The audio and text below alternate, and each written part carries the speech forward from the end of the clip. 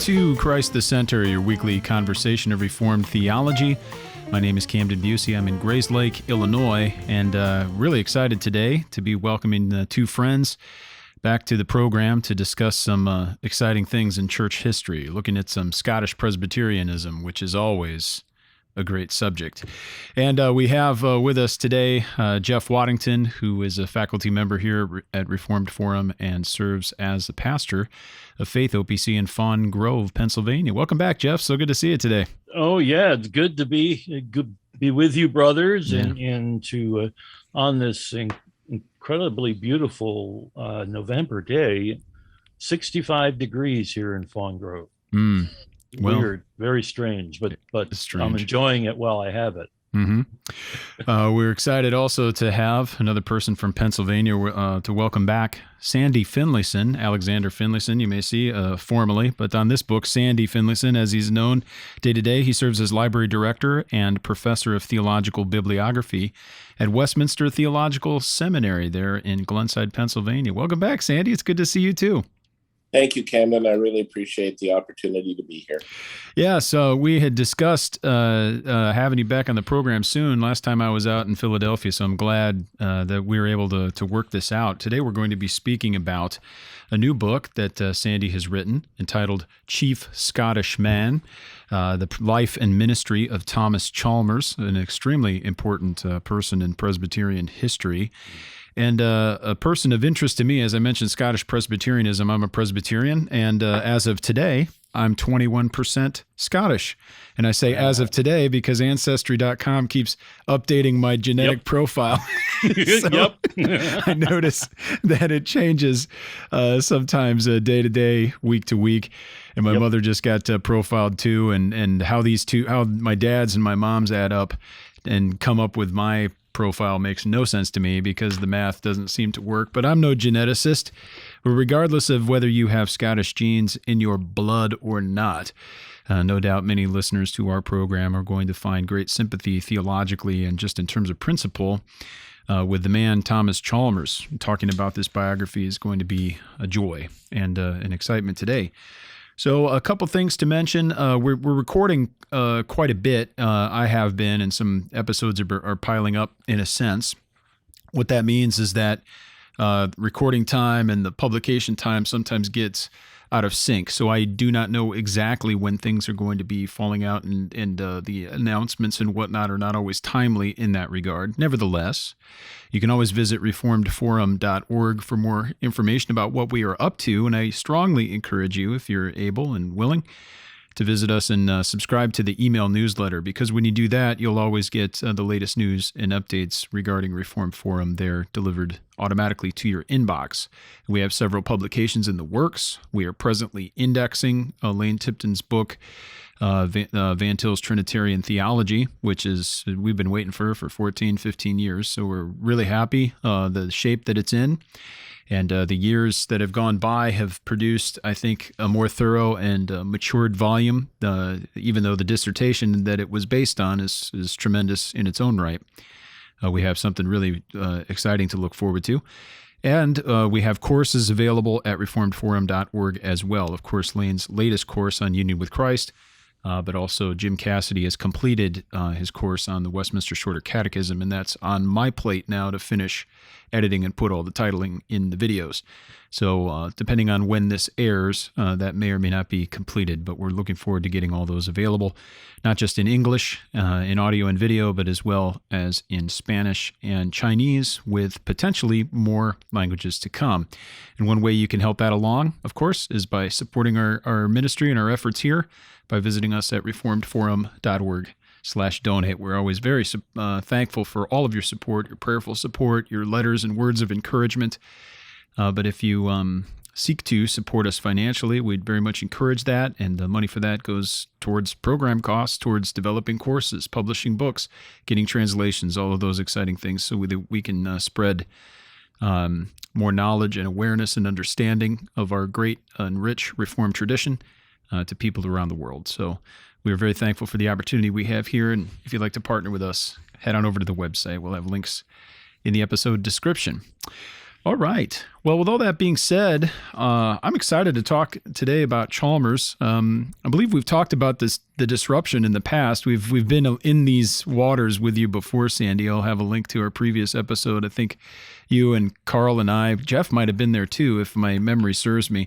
We've had conversations on air and off air, so sometimes my memory is all mixed up. But we met over in the Craig room at one point in time and did an interview. That's right. That's a little while ago now. It was. Yes. Yes. And we're back today and hopefully can correct any shortcomings of my previous interviewing, which I don't think there were many. I hope not. But today, this book is great. We're talking about Chalmers. I fairly recently spoke with C.N.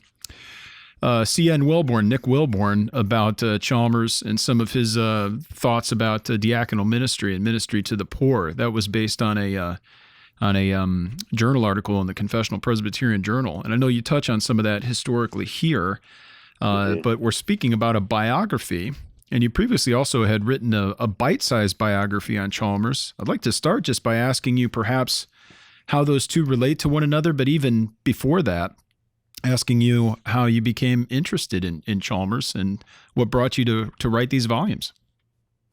Thank you. It's good to be here again. I grew up in the Toronto congregation in Canada of the Free Church of Scotland. My family and I started going there when I was a teenager, and it was where I was nurtured in the faith. I developed a early interest in history, and because of the church's connections with Scotland, started doing a little bit of reading on Chalmers and had some idea of who he was and the role that he had played in church history. One of the impetus for this book came about in 1996. My wife and son and I were in Scotland. I had been sent over as a commissioner to the Free Church General Assembly, and we arrived in Edinburgh early in the morning, and as jet lagged as we were, decided that we would do one of the basic tourist bus tours around just to orient ourselves to Edinburgh. Yeah. And the tour started at the top of the Royal Mile, where Edinburgh Castle is, and sort of worked its way down the Royal Mile toward Holyrood Palace. About halfway down the Royal Mile is St. Giles Cathedral, which was a central place in the Reformation in Scotland. And across the street from St. Giles Cathedral is John Knox's house.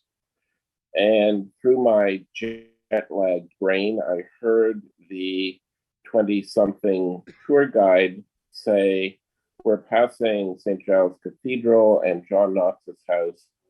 John Knox was responsible for religious intolerance and the subjugation of women in Scottish history."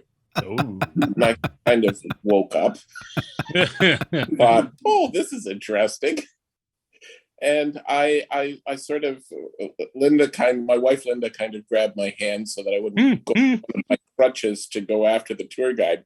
So the tour continued, and we passed into the area of Edinburgh called Newtown. And in Newtown, there is a large statue of Thomas Chalmers. And so as we're passing the statue, I put my hand up and asked the tour guide who the statue was of. And her response was, "Some dead white guy." And I thought to myself, wow, this is kind of a sad commentary on the knowledge of Scottish history, not just ecclesiastical history, but Scottish history. And it's not that long ago, like it's, a couple of 100 years ago. So at that point I thought, I think I need to do some work myself and answer the question, who was Thomas Chalmers? There has been some attention paid to Thomas Chalmers over the years. There's one fairly large scholarly biography of Chalmers. which is rich in detail. However, I don't think the author of that particular volume really understands or at least sympathized with Chalmers' evangelical piety. Mm. And so I wanted to try and reflect who he was and answer the question why he matters.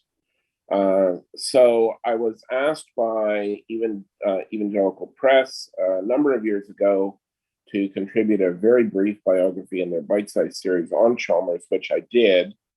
And then they came back to me and asked me to expand that. And that is what the Chief Scottish Man book is. So it's an expansion of the Bitesize biography. What I did was I went back into my manuscript. I wrote an entirely new chapter on his preaching and his leadership in the church. And then I expanded a number of the other chapters as well. And it actually gave me an opportunity to rethink some of the conclusions I'd arrived at in the initial book. Not that I came to majorly different conclusions, Right. but it did give me an opportunity to flesh some things out that Sure.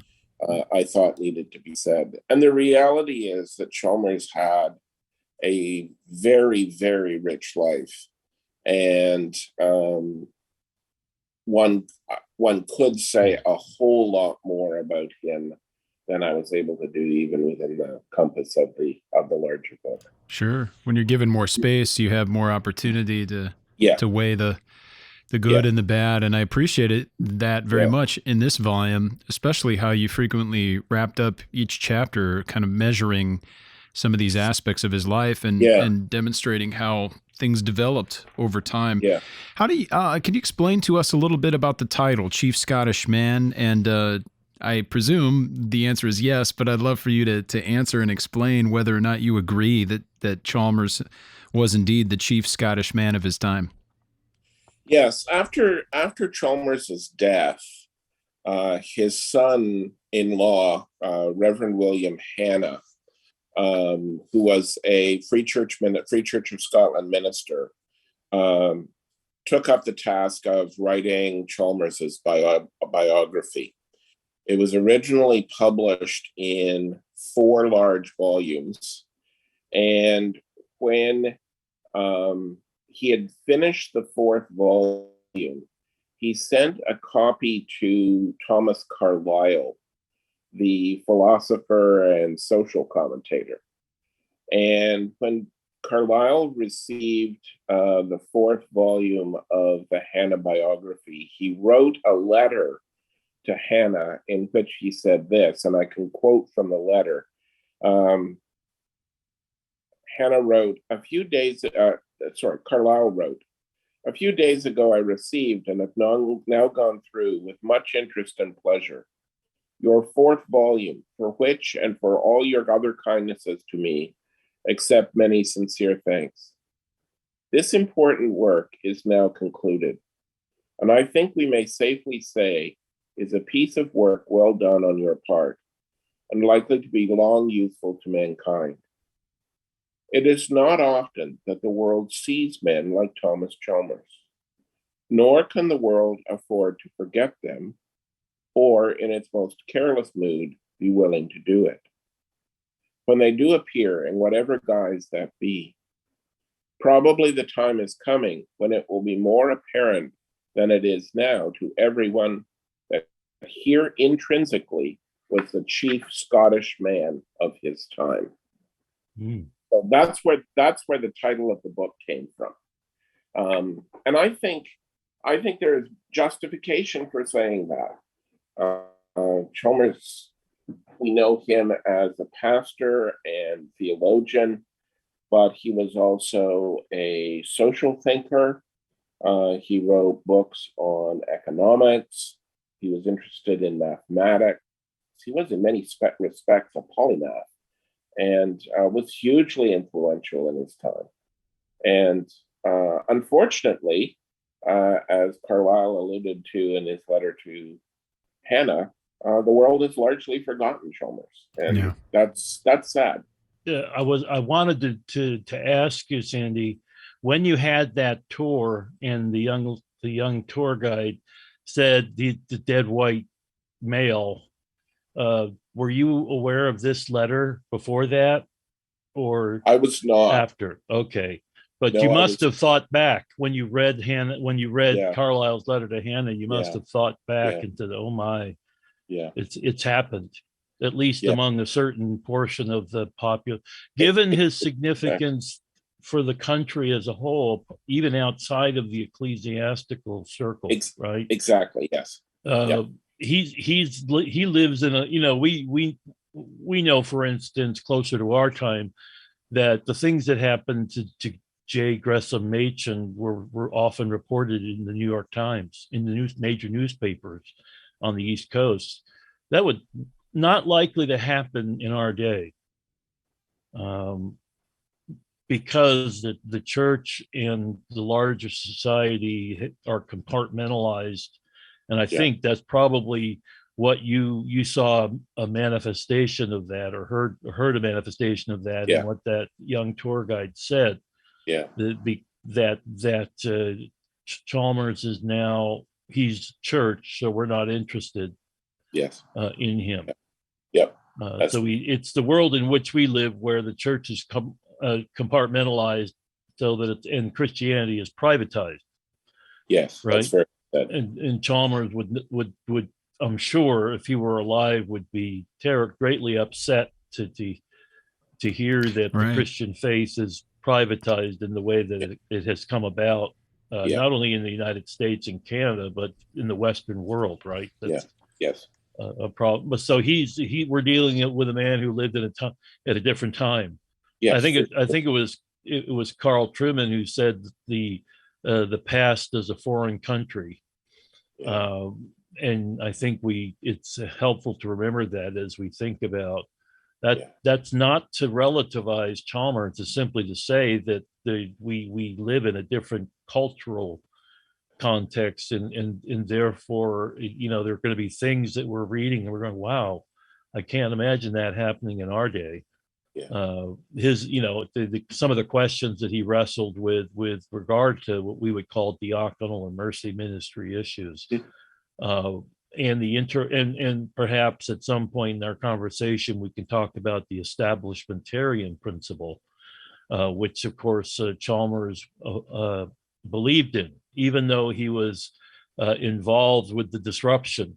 And that's one of the stories we can get into in that you talk about in the book, is that he had to remind people that even though he was involved with the group that would be leaving the mainline church, the Church of Scotland, to create the Free Church of Scotland, he wasn't, and the church wasn't repudiating the establishmentarian principle, right? Which I think that was an issue that was circulating amongst certain Christians, even in at that time. Yes, there was an assumption held by some that this was a repudiation of that principle, and maybe since I brought it up and talked for so long, we can just address that issue.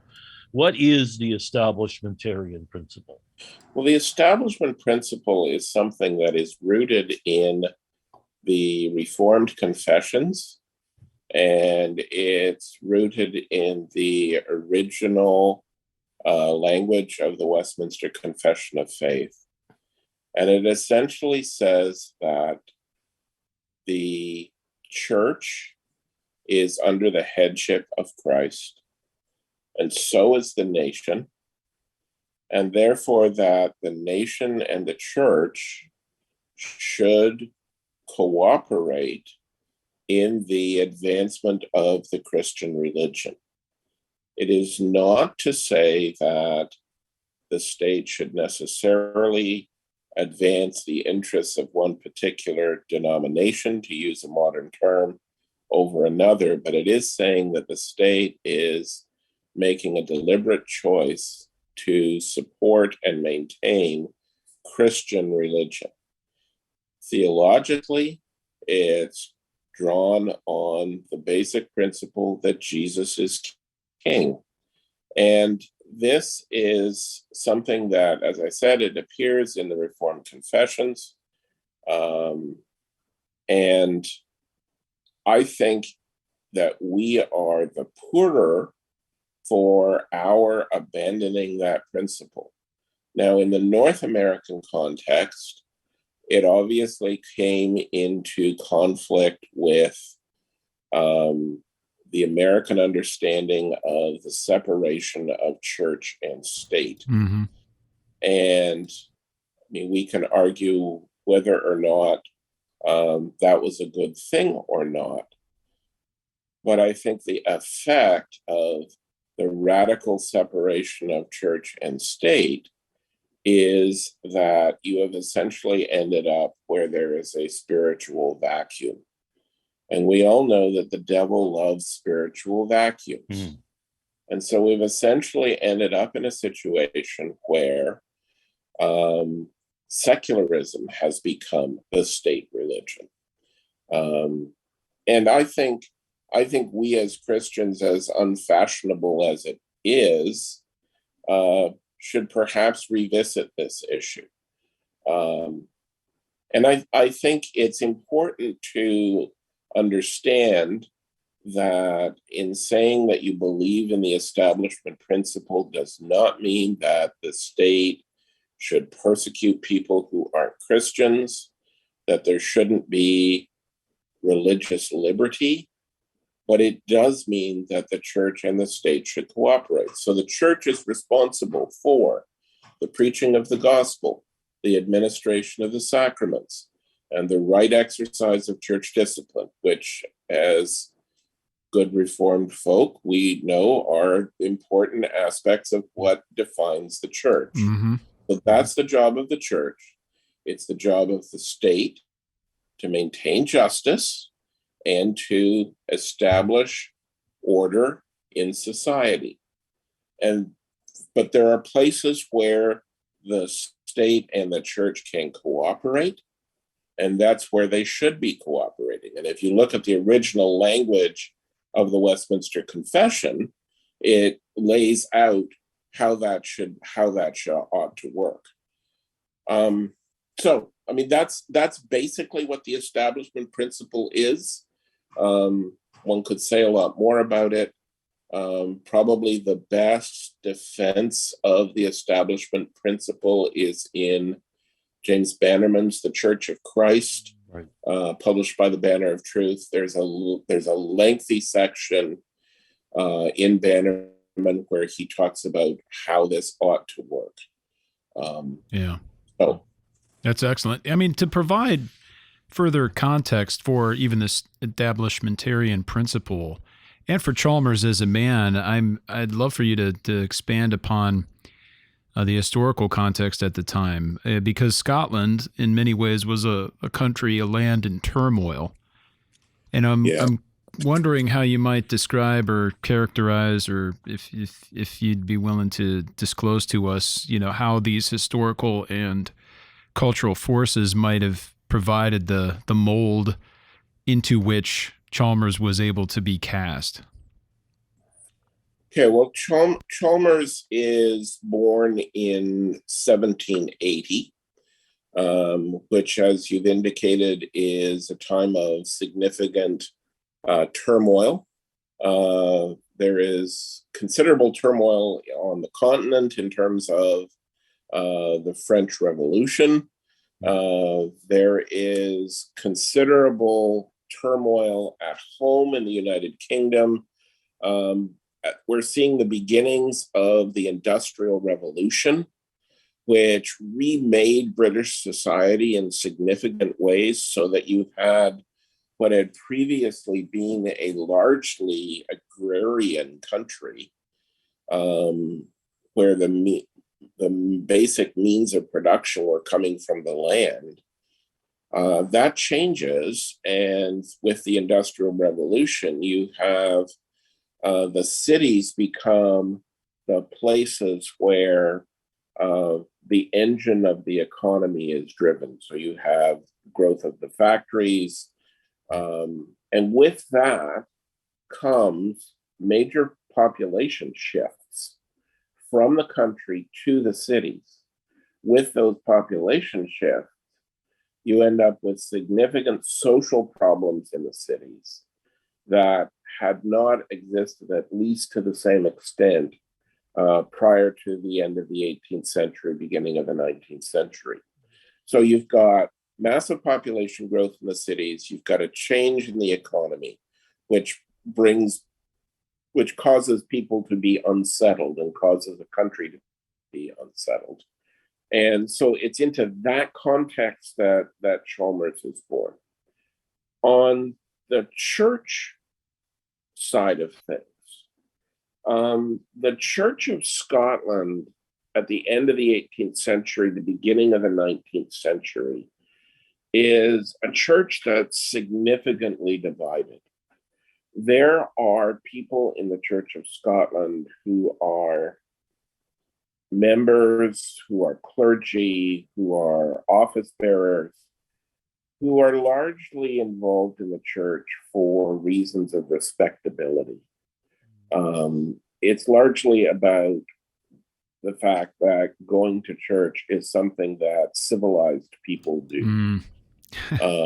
So that's one sort of component. And their theology was fairly meager. It was largely moralism, without a lot of evangelical piety. So that's one group in the Church of Scotland. Then the other group in the Church of Scotland is really driven by what we would consider evangelical piety. And it's into that context that Chalmers is actually born. His parents were faithful members of their parish, were very interested in the poor who are in the parish. And Chalmers grows up in a Christian home where he's taught the Bible, he's taught the Shorter Catechism. So he has the sort of fundamentals of the faith from a very, very early age. He's educated at the local school.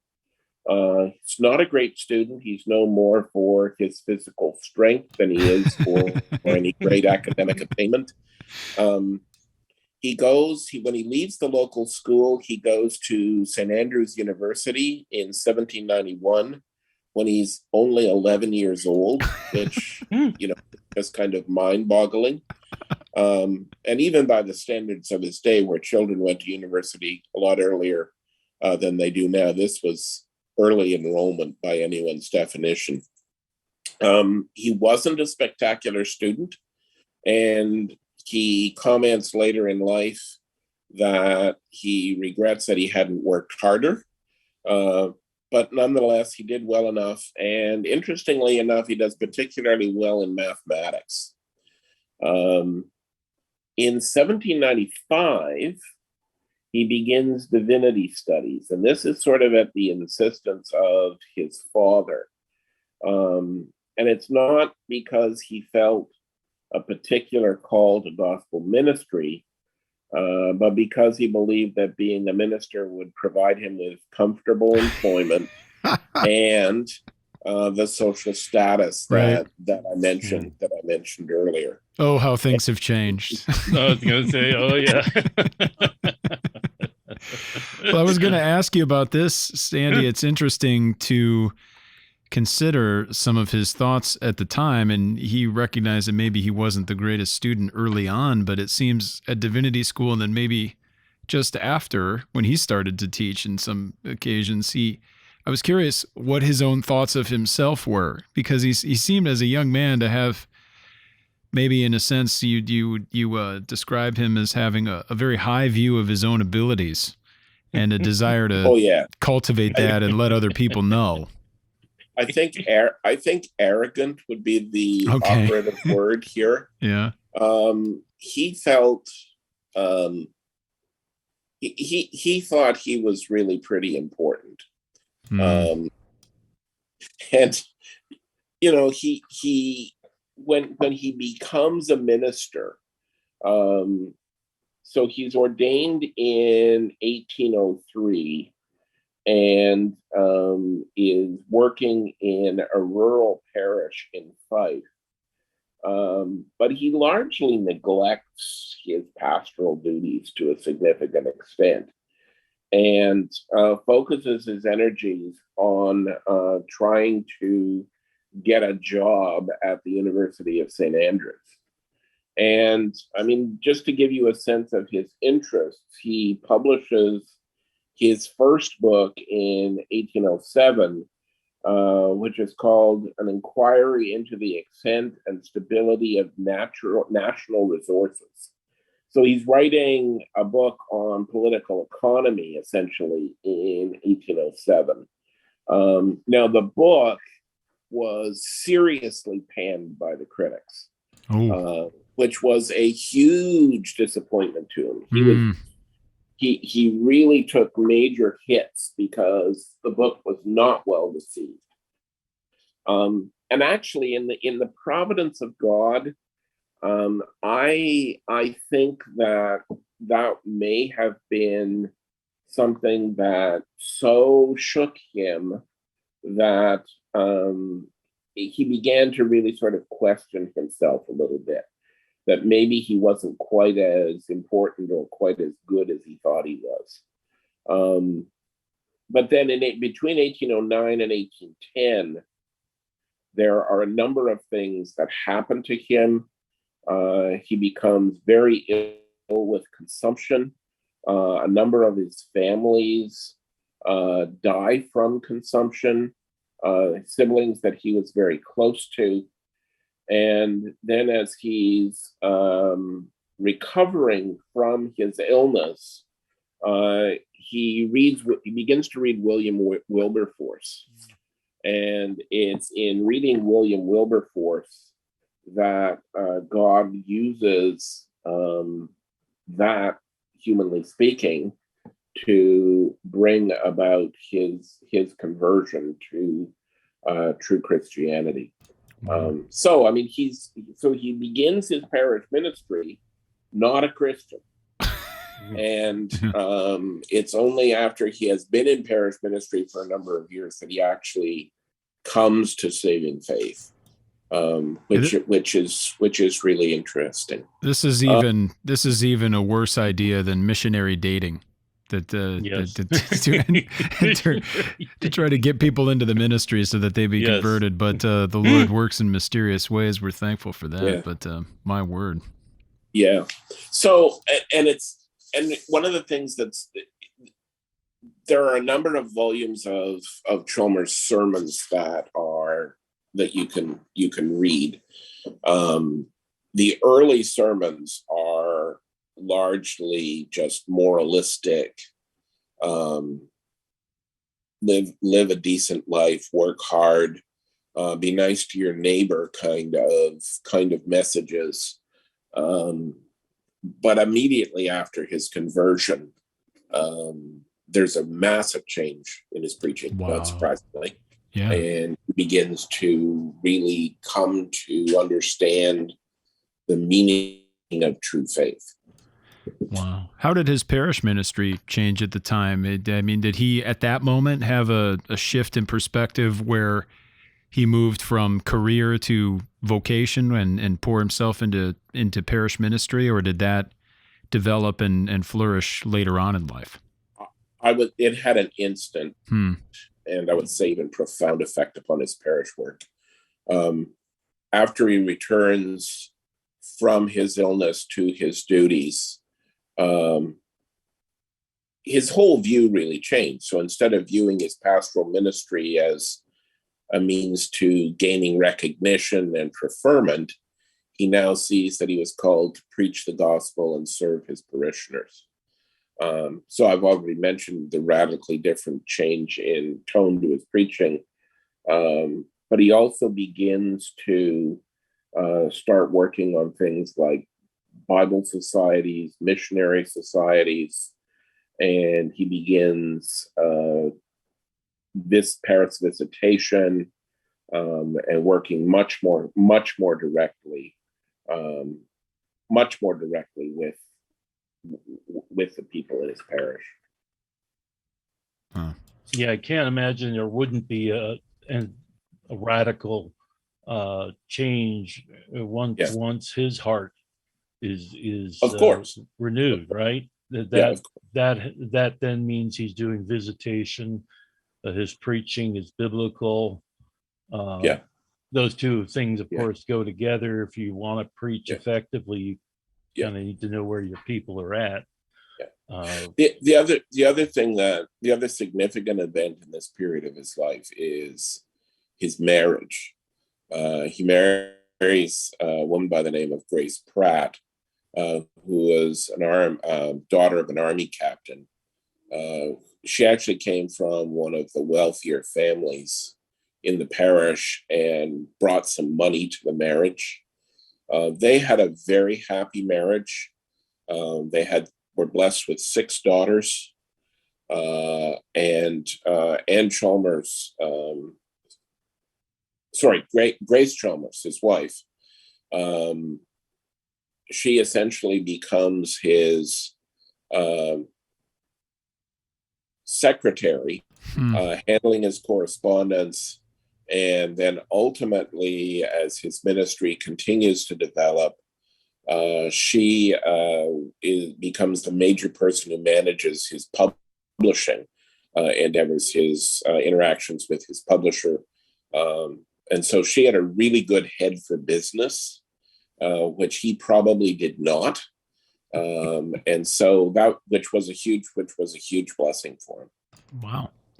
Where was his first parish ministry, and how long did he stay there? Because he moved around a bit. So Chalmers is installed in Kilmany in 1802, and he moves to Glasgow in 1815.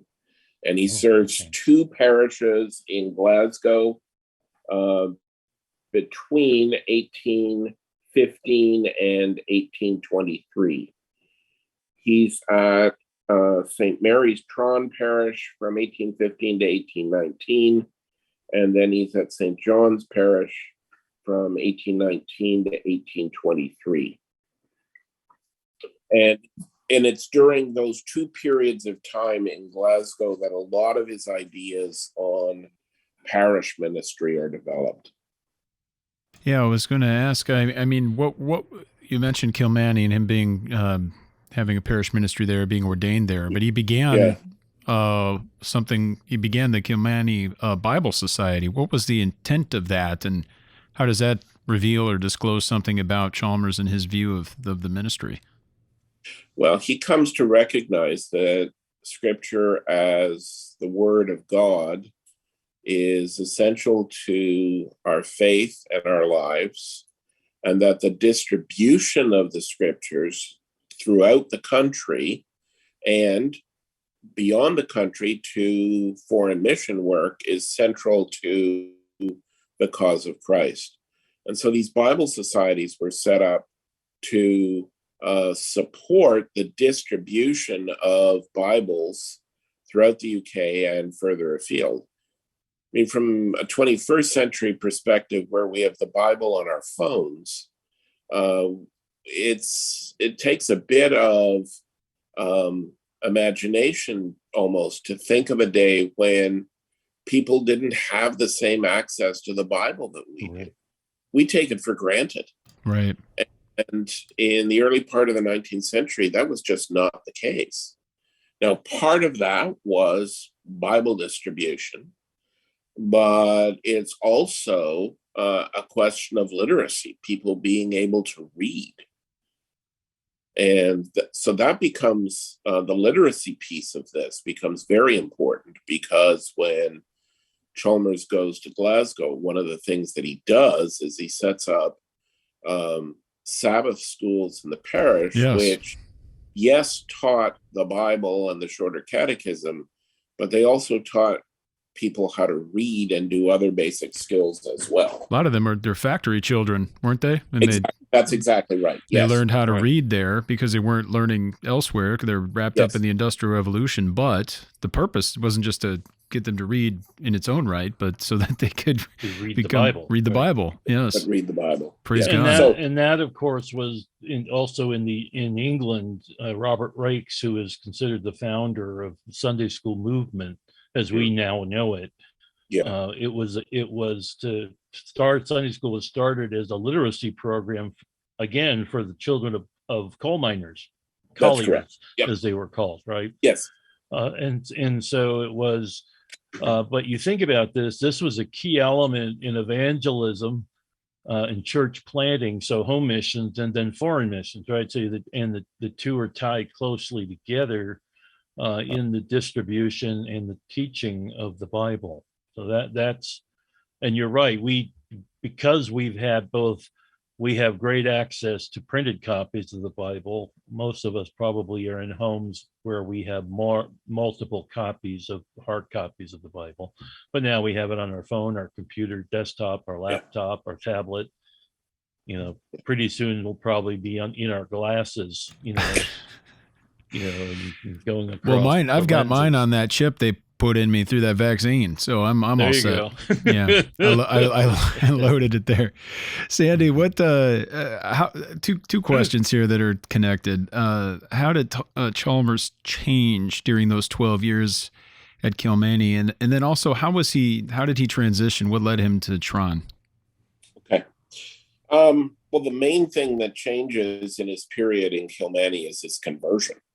Yes. That happens during his time in Kilmany. Yeah. He starts there as someone who is in a parish because it's a job that's respectable.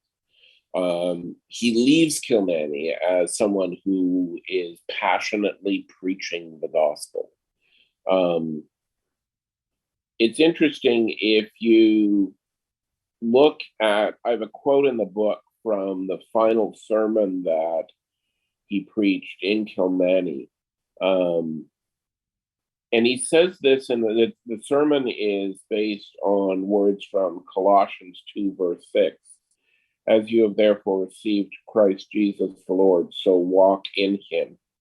And he said this in the sermon, and I'm quoting here: nothing can be clearer from both the doctrine and the examples of the New Testament than that a man changes the course of his life on his becoming, in the true sense of the word, a Christian.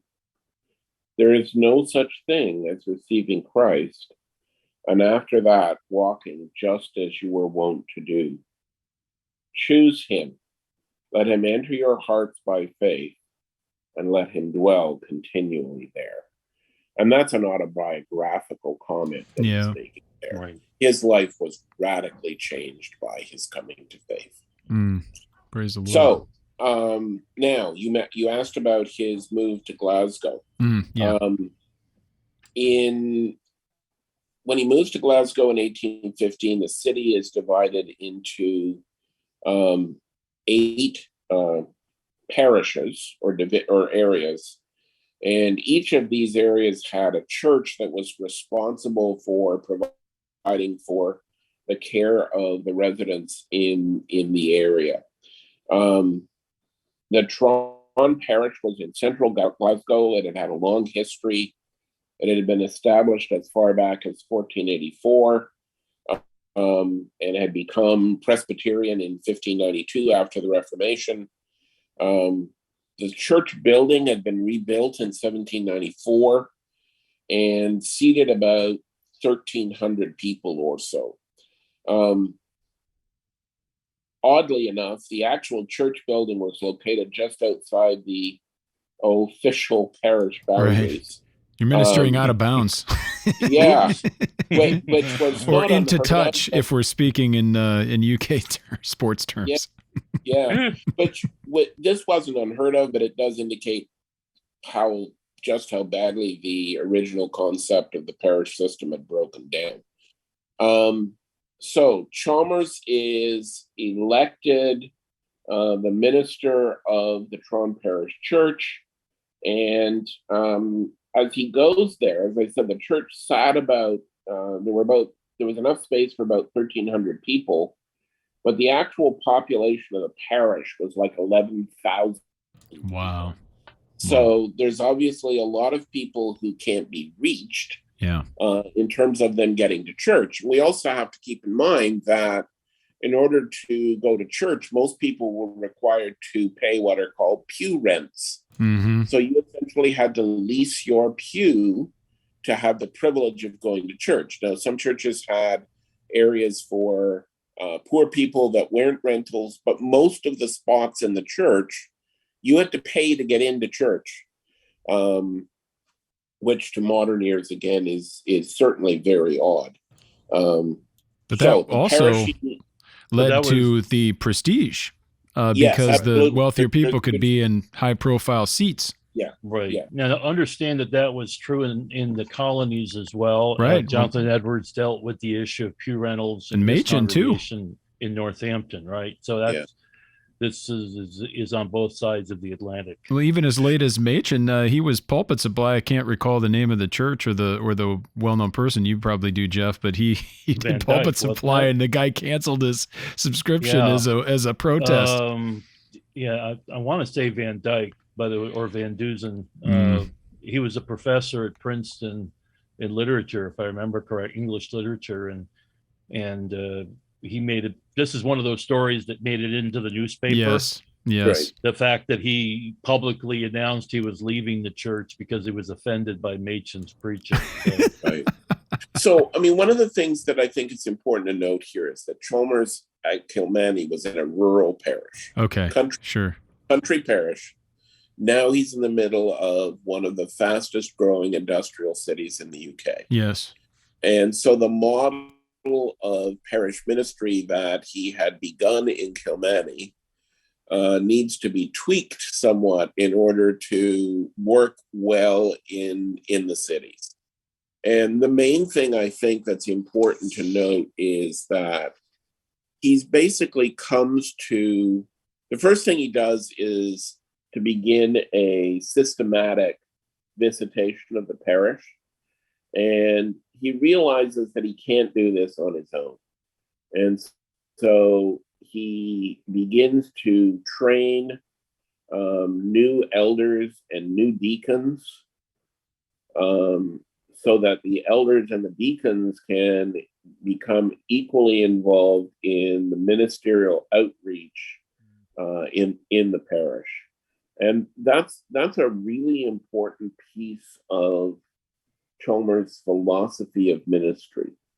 I mean, one of the things sometimes I think that we can fall into the trap of thinking is that churches need a high-profile, big-name pastor in order for the church to be useful and even, to use the word, successful.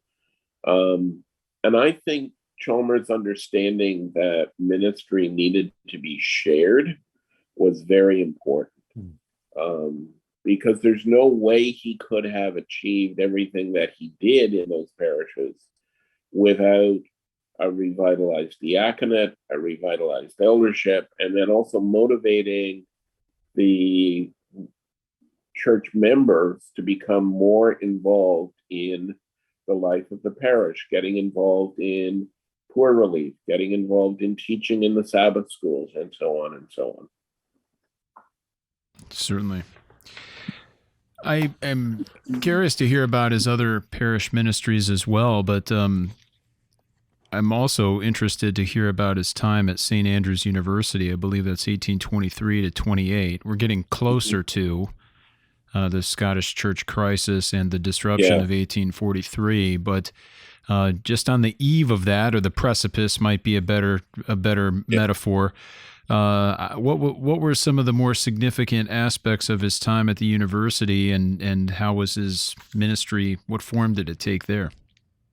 So in 1823, Chalmers accepts a call to be the professor of moral philosophy at St. Andrew's University. So he's leaving parish ministry to go to the university. And there were a number of people who felt that he was essentially abandoning his first calling by going to academia.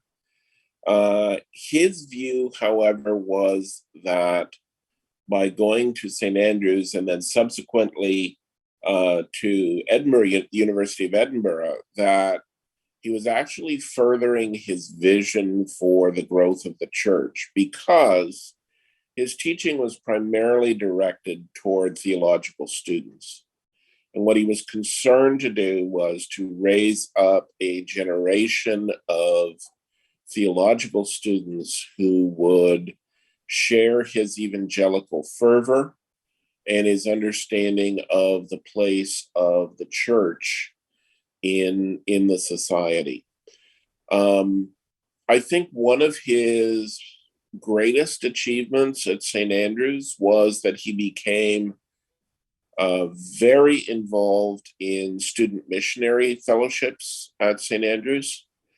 They had them there in the past, but they had not been very active. And he really poured himself into those fellowships while he was teaching there. One of the results of that was that when the Free Church came into existence in 1843, all of the Church of Scotland's missionaries left the established church, the Church of Scotland, to join the Free Church. Every single missionary. Wow. Mm-hmm. And I think Chalmers was partly responsible for that, because he saw that missionary work was essential to the life of the church. It is the Great Commission. And he believed that missionaries could and should be sent and trained to go all to the four corners of the earth to bring the good news. And so I think one of his greatest achievements at St. Andrews was his work with the missionary societies. Absolutely.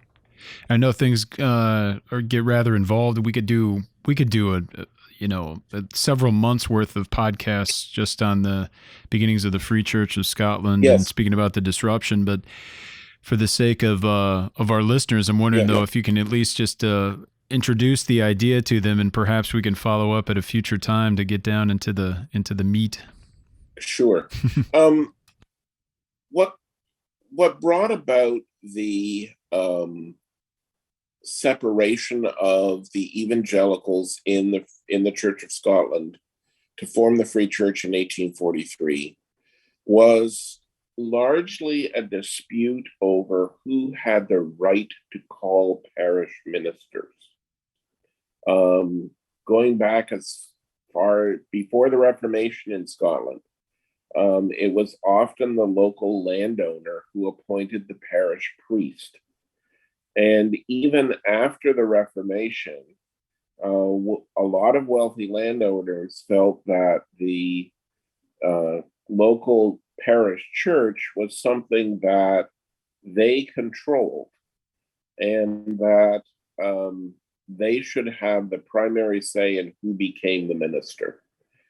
And so the whole idea of what we would consider the popular election of our new pastor, of our pastors, was something that was really quite foreign to the church in this period of time. But increasingly, there is a sense that the church, under the Establishment Principle, has the proper say, responsibility for the administration of the church. And one of the things that's central to that is who is our pastor. And so the whole idea of popularly electing the minister became a point of real conflict. And the government got involved and passed legislation to say one thing at one point and something else a little bit later, and it got immensely confusing and complicated. But eventually, what happens, just in the late 1840s, in the early 1840s, is that the notion that local congregations can call their own minister is essentially ruled out by the government and by a number of people in the Church of Scotland who want to keep to the old system. And it is that issue that causes the split in the church, which has come to be known as the disruption that happened in May of 1843. And it's not that Chalmers and the evangelicals in the Church of Scotland think that the establishment principle is wrong, but what they firmly believe is that the government is now interfering in one of the fundamental areas of church jurisdiction, which is calling out the pastor. So that's essentially the issue. Yeah. Although, as I say in the book, it is significantly more complicated than that. Sure. And we could talk about this at great length, but well, often too, we find that there might be presenting issues in any church matter such as this. yes, And then there are many other factors involved that might Yes. not be the straw that broke the camel's back, or even the principal issue, but the people might make their decisions one way or the other for other types of reasons. Right. Yeah. You know, speaking of Chalmers, just in circumspectly, let's survey his life, especially this, now with the advantage of some perspective of history. We're able to situate him variously and differently. I'm interested to hear your thoughts on the newish chapter. All of it's relatively new and expanded, but as a distinction from the Bitesize biography, the new chapter on preaching and teaching, what some of your thoughts are on Chalmers from that regard, as well as how we might learn lessons for today from him, particularly through his approach. Well, I mean, one of the things that I think comes through very clearly in a study of Chalmers' life is that he was first and foremost committed to the local church.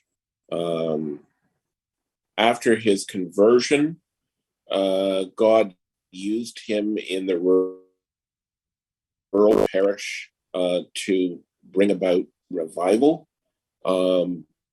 Because of his preaching, pastoral care, commitment to the local church. And he begins to develop his understanding of what parish ministry should look like. Now, much has been written about his ministry in Glasgow. And I think it would be fair to say that his work there may not have been quite as successful as he certainly would have hoped. But those churches made a positive difference in their respective communities. Through preaching, the gospel was shown. The schools brought about a significantly increased literacy. The diaconal programs really ministered to the needs of people at a very, very basic human level. And I think the idea that the church is supposed to be connected to the community is something of perpetual relevance. I think all of us in the church long for the day where our congregations can have a real impact on the neighborhoods in which we are placed. And Chalmers' ministry shows that that's possible, and that it under God's blessing it can happen. His work in academia is interesting, and we've already talked about the missionary societies that were energized by his presence in St. Andrews. But the other thing that happens in his academic work is that he ends up writing works on a huge variety of topics. Chalmers' complete works run to something like 30 volumes. There were about 25 volumes published in his lifetime, and then I think there are another 9 or 10 that were published after he died. And he does work on political economy. He does work on social issues. He does work on interacting with the literature of his day. He really was a polymath. There was hardly anything that he didn't have an interest in. And I think that's something that we as Christians can embrace. We should be concerned about how the gospel applies to every area of life. That's a good Christian view. It's certainly a good Reformed view. Those of us in the Reformed world are supposed to embrace this. And Chalmers was not afraid to address all kinds of topics. He addressed political issues in his day. If you read his sermons, there are instances where he talks directly to those who are in authority in the state, reminding them of their duty and reminding them of their calling. And I think that's an important thing for us as modern day Christians to remember. Couple other things. Chalmers was at heart optimistic about the power of the gospel. Now, again, this is a view that is somewhat out of favor in our day, but he was post-millennial in his eschatology in the classic Puritan sense of that word, believing that the gospel would spread throughout the earth and that it would make a real impact on the lives of people. And I think that that's something that we should be thinking about. Living as we do in a time where there is so much discouragement around us, believing that the gospel can actually make a difference and that God will keep his promises and that the earth will be filled with the knowledge of the glory of the Lord as the waters cover the sea, is something that Chalmers passionately believed. I believe, and I think the church in our day would do well to think about. Again, that's not some understanding of eschatology has been somewhat eclipsed, certainly in the Reformed world. But I think that's something that's very important for us. He was an optimist and believed that believed the gospel could make a difference. And I take encouragement from that, and I think we all can. So that's another area of Chalmers' life that I think is important for us to think about. Other things that I think it's good to note is that I hope one of the things that comes through in the book is that Chalmers had some significant flaws. And I think it's good for us when we're reading church history to try and be honest in our evaluation of people. And while I think Chalmers man at his time, that doesn't mean he was the perfect Scottish man of his time, because there has been no perfect Scottish man. We know that there is only one perfect man, the Lord Jesus Christ. So Chalmers had failings. Chalmers was not the most patient of people. Chalmers could get very irritated with people who disagreed with him. And he made some significant enemies in his life that he need not necessarily have done.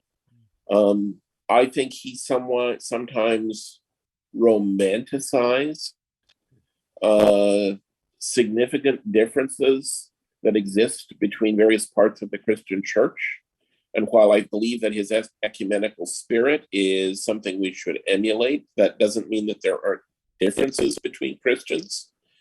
and particularly in his working with Roman Catholics on some of the social issues of his day.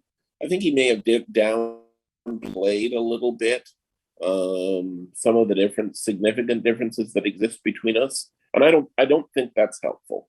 And then another thing that comes to mind about him that I think is good for us to remember, and that is that he didn't always look at situations from a principial point of view. He tended sometimes to make decisions based on how he felt about the person. There's an incident in the book that I talk about. One of his assistants at one of his churches in Glasgow was a man by the name of Edward Irving, who went seriously off the rails theologically, became an extreme charismatic, had a faulty Christology, and actually was brought up on charges in the Church of Scotland over it. And Chalmers' response to the whole situation, because Irving was a friend, was to keep his head down and his mouth shut. And that wasn't helpful. I mean, in essence, Chalmers managed to upset people on both sides of that, because Irving's defenders said, well, where is Chalmers? How come he's not defending him? And the Orthodox people, who were, I think, justifiably concerned about Irving, were one of the great theological minds of our time, and he's missing in action on this particular issue. So those are some of the things that I would say are weaknesses in Chalmers' character. But nonetheless, I still think he has much to teach us. And I just hope that in writing this small book that I've managed to pique people's interest and to go back and read some Chalmers for themselves. His sermons are well worth reading. Hughes Oliphant-Old, who did the large survey on the preaching of throughout church history, says that Chalmers is in his ethic of preachers in church history, which is pretty high praise. And his sermons are well worth reading. So I would encourage folk, they're freely, most of them can be found on the internet. So if you're looking for some things to read some sermons of Thomas Chalmers. It will do your souls good. That's beautiful. That's wonderful. This is there's so much more here, and Chalmers is an interesting person to continue studying. I hope that many people will pick up the book and read it, and it will lead them upon perhaps even a lifetime of study to dig into many of these great lessons. But you've done a fine job here, Sandy. Thanks so much for writing this volume. I'm thankful for it. I'm wondering if you expanded the Bitesize biography to this, if there's a third one in the mix. What do you think? Well, at this point, there isn't. There certainly could be. But we'll have to see what the future holds. I hear you. I love it. Well, it's been a joy speaking with you. Of course, the info for this book, it is titled Chief Scottish Man, The Life and Ministry of Thomas Chalmers, by our guest today, Sandy Finlayson. It's published by EP Books, or Evangelical Press, at epbooks.org. But if you're in the United States looking for a U.S. distributor, head on over to 10ofthose.com. That's the numeral 1, the numeral 0, and then of those, OFTHOSE.com. You can also find it on Amazon, of course, and other places, and get copies. But I believe, Sandy, if I heard you correctly earlier, if you head over to 10ofthose.com, they have bulk discounts. If people might want to use this for a Bible or for a book study, for example, it might be prudent to do that. Is that correct? That is correct. Yes, they have really good prices on bulk buying. Oh, that's superb. So take a look at that. We'll have links to all of that in the episode description. This has been a joy. Of course, you can find out more information about what we are doing and have done at reformedforum.org. But I do want to thank you for listening, and we hope you join us again next time on Christ the Center.